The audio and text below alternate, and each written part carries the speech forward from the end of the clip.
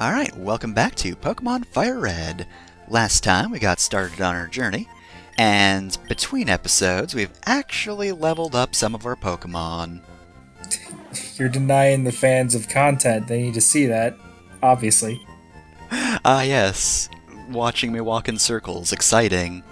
So, back there, Spearmint only got Leer, which isn't too interesting, but Parry got Low Kick, which is a move that does damage based on the weight of the Pokemon. It's also Fighting type, which is nice as well. The move designed to kill Snorlax. Snorlax, rock types. If it's heavy, it's gonna... Well, if it's heavy and also weak to fighting, yeah, it's going down. We can't do shit to this incredibly weighty bird.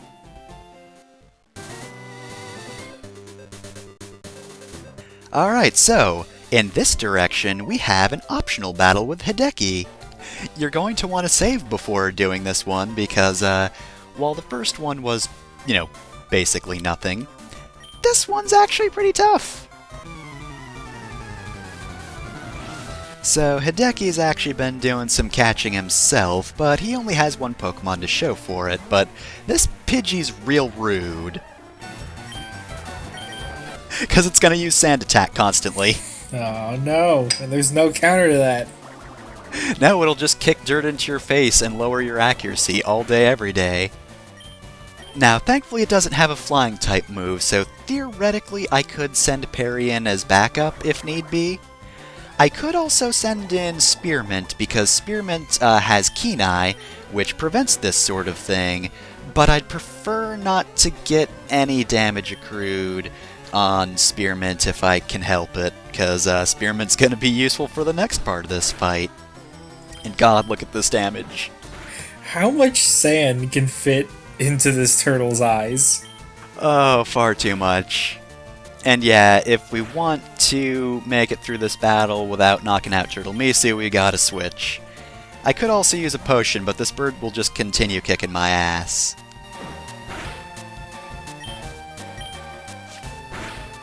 Seriously though, I could have leveled up a bit more, I suppose, but A, I would have gotten bored, and B, I can still take it on at this point. I've got the numbers advantage. Oh no. Parry, get it together. I should have brought an army of Spearows, and oh my god. Oh, thanks. Thanks, game. Give me a crit now. You know when you needed it most. Alright, so, because we used two different Pokemon, the EXP we got for defeating that Pidgey was actually split between the ones that participated. And now we've got Bulbasaur. So the reason we want Spearmint here is because Flying type is strong against Grass type, meaning we have an advantage against this Bulbasaur, which is good because, just like Squirtle getting Bubble, Bulbasaur also gets a type move, which means this Bulbasaur will just kick your starter's ass. But that takes care of Hideki. That is a weirdly tough fight, but again, winning with numbers isn't a bad idea, because if you also want to try and use that Rattata or Pidgey, they're pretty good as frontliners. You'll probably have to switch out, but, send them in if you need to. You should use the Pokemon you want to use and not try to get purely type advantages. Yeah. Also, if you want type advantages, Squirtle and Charmander would actually be kind of tough to actually fight, because I don't think anything you can catch at the beginning has a type advantage against them. Yeah. So secretly, Bulbasaur is actually the weakest rival Pokemon available. For now.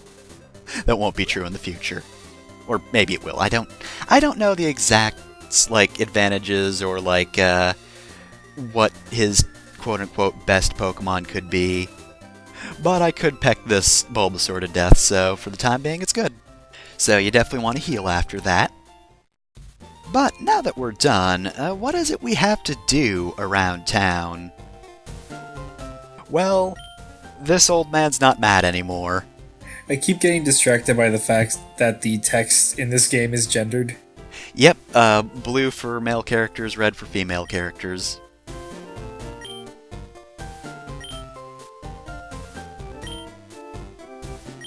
No, I do, old man. Old man, no! Old man, no!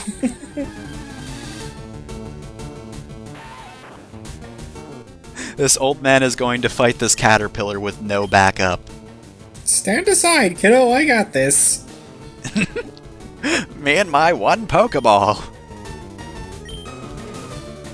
Also, what gets me is, this is unnecessary because you've probably tried catching Pokemon, but it also doesn't help at all. Because you're not going to catch a Weedle like that! Mm-hmm. Also, apparently, there's a chance this Weedle could be shiny. Oh yeah, I forgot about that. He gives you Teachy TV, which will give you tutorials. We'll actually look at that later. I'll probably, you know, edit through that, because they'll take a while. We'll have to sit through them, but, you know. Not a lot of people actually look at the Teachy TV. And I mean, there's a good reason for it, but there's a new character introduced in it. He's got dialogue. What else could you want? And of course, this gym, the first one we can find, is always closed. If we try to enter it, it's locked. Is that even allowed? Is that legal? Because we've kind of set up our whole society's system around being able to collect badges from gyms. Listen, buddy, if the Pokemon League hears about this, you're gonna get shut down. Which might be good, because you're never in anyway. Yeah, and your gym will never open. So anyway, Route 2 actually has 2 new Pokemon, but don't bother trying to get them there. They're actually easier to catch in this next area.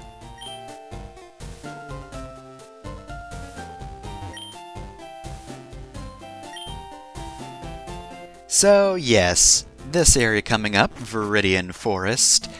I wouldn't exactly call it a maze, but it's definitely more complex than Route 1. Now, that's difficult. It's not a straight line. So, the nice thing about Viridian Forest is it's a, I guess, dungeon, for lack of a better term, but we don't have random encounters, we just have the usual, like, tall grass, which is, you know, semi-random, I guess. You know where you will have to fight things and where you will not. So, here's Caterpie. Caterpie is your first bug type. I'm usually not fond of bug types. I don't usually use them, so, you know, not going to be seeing much Caterpie. We will be seeing a bug type, and what it is will probably surprise you. I am incredibly fond of bug types, but I also never use them in battle. I just think they're neat. Oh yeah, design-wise they're neat. I like Caterpie quite a bit. Caterpie, by the way, you have a 40% chance of finding.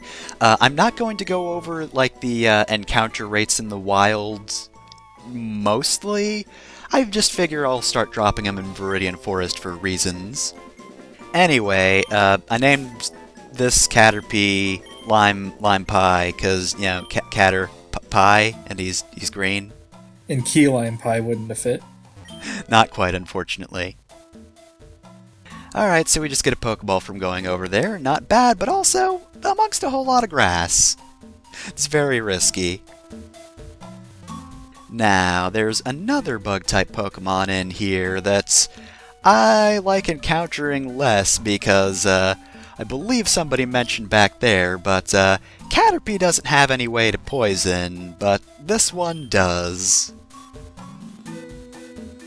Now, are we going to see it? We got a potion. Anybody want to leap out at us? Oh, yep, last second. And yes, here's Weedle. Weedle has Poison Sting, which has a chance to poison ya. Have you seen my brother? He went to Viridian City and he hasn't come back yet. He's not very good at evading Pokeballs. He's kind of a pushover, but I miss him. And of course, Poison Sting actually poisoned us. And this is before they made poison tolerable. Yep. There's a number of reasons it's not. Here, poison will just cut your... Well, we already saw the status effects back at school, but yeah, poison's not great to have. And because we only have 10 HP, I am going to have to run back to the Pokemon Center because I don't think I got any antidotes. And also, I'm definitely going to have to use a potion on the way back, but that's not for you to worry about. Anyway, before we cut there and back, this Weedle's name is going to be Creamhorn, because it kind of looks like a Creamhorn a little bit. I like it. One of the reasons poison sucks is because there's a screen effect for every time you're poisoned on the field, and it basically just pixelates everything, and it's kind of annoying. And yes, your Pokemon can die outside of battle. It's been so long since poison has been a thing outside of battle, I forgot it did that. Yep. So anyway, this is actually significant because we're fighting our first trainer. So trainers you can't run away from, and you also can't catch their Pokemon. However, their Pokemon are typically tougher than ones you find in the wild, and they give more experience. Now, usually I'll just cut out the trainer encounters and just show what they have, because usually trainer battles are actually kind of repetitive, and they don't know anything about team composition. Just nothing at all. This guy's just got a Weedle and a Caterpie, so, you know, just the simple bug types that you can find out in Viridian. I do have to recall that one Tumblr post, though, about how most people probably aren't trying to go for team composition. We're just fighting a kid trying to catch bugs. Yeah, he's out here with a net catching bugs, and we're like, hey, those new friends you caught, I'm gonna beat them up.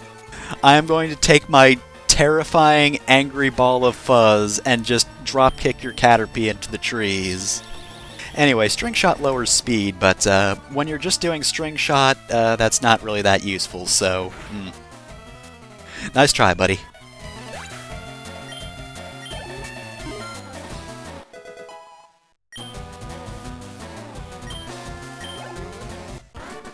Also, I do love Pokemon trainer dialogue, which is why even if I'm going to cut a lot of the fights, I do just want to show what they say, because it's always pretty great. Also, a tip to make Pokemon trainer lines even better, just imagine they're being said in like some very melodramatic JRPG villain voice.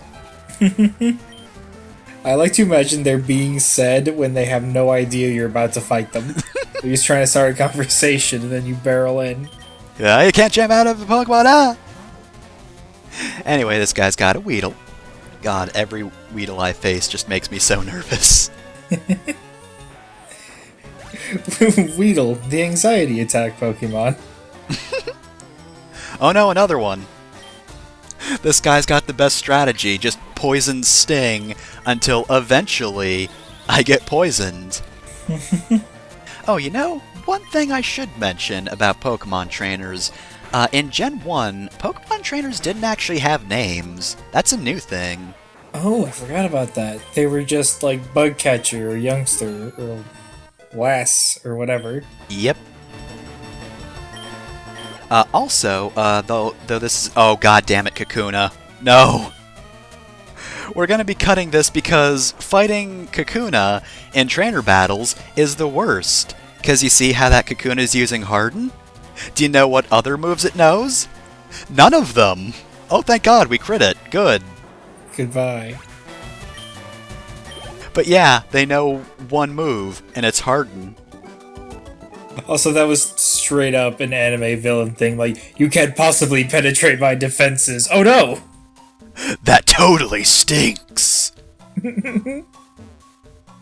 But anyway, yeah, I also wanted to mention that, though the amount of money you get from every trainer varies, you know, depending on which one it is, how late in the game it is, certain Pokemon trainer types actually do give more, like, money in general over other trainer types. Bug trainers I don't think give you particularly much. There's, like, designated rich NPCs, they give you a lot of money. And then there's swimmers who have nothing on them. Right now we're just beating up kids for their lunch money. Pretty much. Also, we found an antidote by the side of the road. I think that counts as environmental storytelling. Was there a skeleton next to it? That's an important detail. We're gonna find somebody later like, I need to cure my Pokemon's poison, but I don't have an antidote, but I thought I bought one. Oh no! So anyway, this guy's got 2 Caterpies, and that's it. It's all for him. Just 2 hug bugs. 2 hug bugs versus the anti-hug monkey. There. That takes care of that Caterpie, who survived just by a tiny sliver of HP. And man, that is a good level up, because we got 2 attack and 2 speed. That's all Perry needs.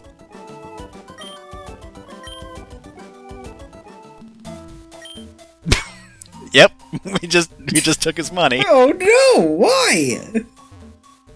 Hey, 96 Poke Dollars is, you know, assuming that everybody loses their half of their money when they're defeated, just like our trainer here does, 96, that's actually pretty good. Pretty good allowance, kid. Did you know that Pokemon evolve? Unfortunately, he says that, and we have Metapod, who, like Kakuna, only knows Harden. However, it is important to note that both Kakuna and Metapod are actually evolutions. Basically, you level up a Pokemon enough, and it might have different forms. Metapod is, I believe, Caterpie's evolution, right? Yeah. And Kakuna is Weedle's evolution. Now, you do actually want to raise a Caterpie or Weedle yourself if you actually want to use them, because Metapods and Kakunas in the wild also only know Harden, meaning they're terrible to fight with, but if you evolve into them, they will actually know moves from their base forms, meaning they can actually do something in a fight. I'm choosing to interpret the phrase "only know Harden" as their only friend is the final boss from Fire Emblem 3. Well, he's not the final boss, but you know. Yeah. Oh, hey, here's a Pokemon. This looks pretty easy to take out. And then just a man in armor comes out of nowhere and stabs you with a giant spear that's as big as he is. You bullying my friend, the Metapod? My soul's been devoured, but Metapod is my best friend. Friend to all Metapods and Kakunas. Fuck you, Marth. My entire army has left me, but at least Metapod and Kakuna are still here. That's why he became a villain. He wanted the power to protect Metapods and Kakunas. Aww. Now I feel bad for him. That's a way better motivation. Now, however, we're just playing that one bar game where you have to cross half the room, and then you just keep, crossing half and crossing half, but eventually it becomes impossible. It's just a game to play when you're drunk. Somebody tells you just, hey, walk across the room halfway at a time. Just to mess with you. So we've got a whole lot of grass right here, so make sure you're prepared. Now, we haven't actually encountered any of the other Pokemon we can find other than just Caterpie and Weedle, who are the, most common Pokemon in this area, both boasting 40%. And we're going to talk to this guy before... What's the hurry? Why the rush? I'm going to be the one who defeats you. Me! Sammy! With my single Weedle! My all-powerful Weedle! They clearly expected you to walk past that guy. If you just stop and talk to him, it kind of doesn't make sense. Anyway, this guy is quite powerful, though, because he's got a strong Weedle, and of course, Poison Sting, still the bane of my existence. So I'm definitely using Spearmint on this one, do not want to hold back. And thankfully, didn't get poisoned. You're putting away your weighted training, Mankey. Not as much EXP as I would have thought, though. But then again, Spearmint's also level 9, so that explains that. Alright, so, there are 3 more Pokemon to find on this route, and I want to find all of them. So, let's see what we find first. we're going to find a Metapod. Now, Metapod's actually more common in Leaf Green, with a 10% encounter rate, and FireRed, however, it's only 5%. Meaning, I actually found a more difficult Pokemon to catch faster. And, by the way, yeah, certain versions, Pokemon are either more common, or you just can't find them in the other version. However, yeah, neither Kakuna nor Metapod are exclusive to one version, just easier to find. I kind of like the idea of lower encounter rates versus just being exclusive. Yeah. Catching them all isn't really viable a lot of the time, if ever. Even in Gen 1.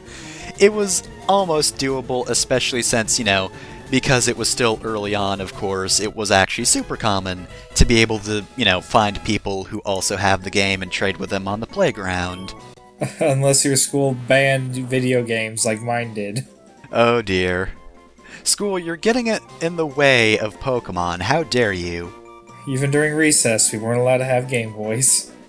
Anyway, here's Peapod. Obviously, I'm never gonna use her because, Harden. For a second, I thought Pod was going to be in all caps. Pod! Anyway, here's Pikachu. We all know Pikachu, right? Pikachu also has a 5% chance of being found.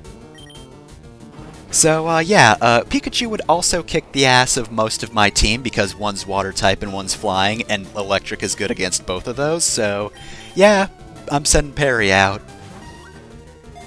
Now, Pikachu actually isn't going to be a permanent member in the long run, but I will use her for a little bit. I do like that the mascot for the whole game is just sort of found here, hidden away. Yep. You could very easily go this whole game without encountering a Pikachu. Anyway, this one's just named Heyu for some reason. That's weird. That doesn't go along with my gimmick at all. Anyway, the last Pokemon that can be found is Kakuna, with a 10% chance, meaning it should have been easier to find Kakuna than it was Metapod or Pikachu, but let me tell you, when I played this, I found multiple Metapods and Pikachus before I found this one Kakuna. In the course of, I think it might have actually been like half an hour to 45 minutes. That might have been the, grand total for, the whole of finding them, not like I found Pikachu and then it took me half an hour to get Kakuna, but still, that's kind of ridiculous. They were the Kakuna's friends, they were protecting him. Kakuna, you have too many friends. I don't appreciate it. No new friends, Kakuna. You can take your power of friendship and go to the PC with it.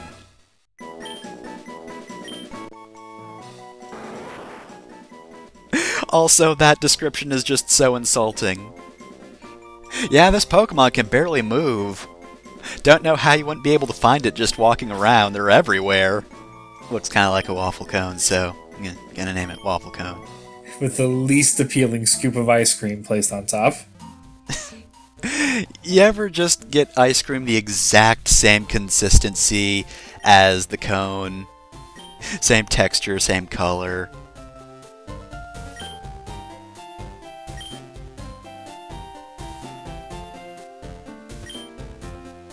Oh yes, also, not that it's been relevant to us just yet, but if a Pokemon starts evolving and you don't want it to, you can just press B.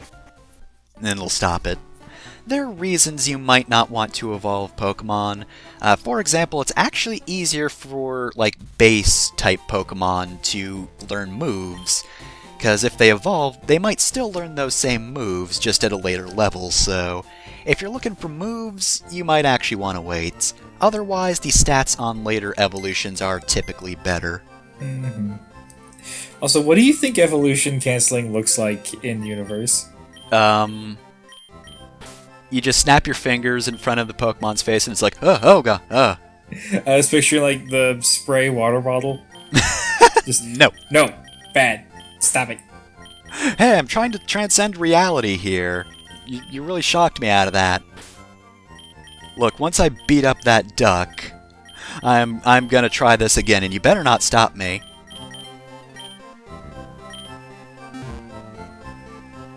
Oh yeah, and if you're wondering, back there I just wanted to show off that Move Pokemon is actually the thing you want to do if you want to, use the box correctly, because Deposit and Withdraw is incredibly slow and clunky.